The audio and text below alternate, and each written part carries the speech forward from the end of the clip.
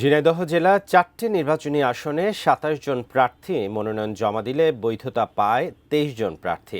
আগামী ২০ তারিখের মধ্যে প্রার্থিতা প্রত্যাহার ও বাতিলকৃত মনোনয়নের ফলাফল দিয়ে ২১ জানুয়ারি ঘোষণা করা হবে প্রার্থীদের চূড়ান্ত তালিকা। এ বিষয়ে বিস্তারিত জানাতে ঝিনাইদহের রিটার্নিং কর্মকর্তার কার্যালয় থেকে সরাসরি যুক্ত হচ্ছেন প্রতিনিধি ইমন হাসান।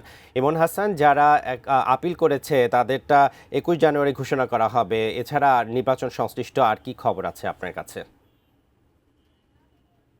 আপনাকে অসংখ্য ধন্যবাদ জানাচ্ছি। আমি ঠিক এই মুহূর্তে রিটার্নিং কর্মকর্তার কার্যালয়ে আছি। ঝিনাইদহ জেলার যে ৪টি নির্বাচনী আসন, সেই নির্বাচনী আসনে ২৭ জন প্রার্থী কিন্তু তার মনোনয়নপত্র জমা দিয়েছিলেন এবং ৪ জানুয়ারি কিন্তু সেটা ২৩ জনে নেমে এসে যাচাই বাছাই করে ৪ জন প্রার্থিতা হারায়। একটু জানিয়ে রাখি, ঝিনাইদহের যে ৪ আসন, সেখানে ৩ জন স্বতন্ত্র প্রার্থীর মনোনয়ন বাতিল করা হয়। সেখানে মুর্শিদা খাতুন, তিনি কিন্তু আগে থেকে প্রত্যাহারের জন্য আবেদন করেছিলেন, সেক্ষেত্রে তাকে বাতিল করা হয়েছে এবং সেই সাথে ওবায়দুল হক রাসেল এবং মীর আমিনুল ইসলামের প্রার্থিতা বাতিল করার পরবর্তীতে তারা এখনো পর্যন্ত আপিল করেনি। এবং ঝিনাইদহ এক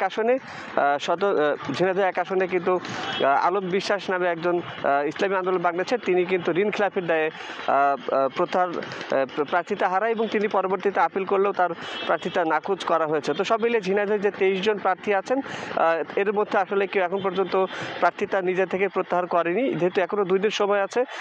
তো ২১ জানুয়ারি আসলে চূড়ান্ত যে প্রার্থিতা ঘোষণা করা হবে। এদিকে কিন্তু নির্বাচনের হাওয়া কিন্তু বইছে পুরো জেলা জুড়ে। ঝিনাইদহের সকাল থেকে আমরা বিভিন্ন মোড়ে ঘুরেছি, সেখানে দেখেছি প্রার্থীদের মধ্যে কিন্তু একটা নির্বাচনী আমেজ বইছে।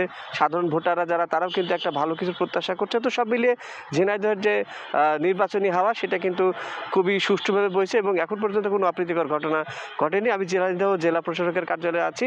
আমাদেরকে জানানো হয়েছে আগামী ২১ তারিখ চূড়ান্ত প্রার্থিতা ঘোষণা করলেই পরবর্তীতে কিন্তু প্রচারণায় নেমে যাবে ২২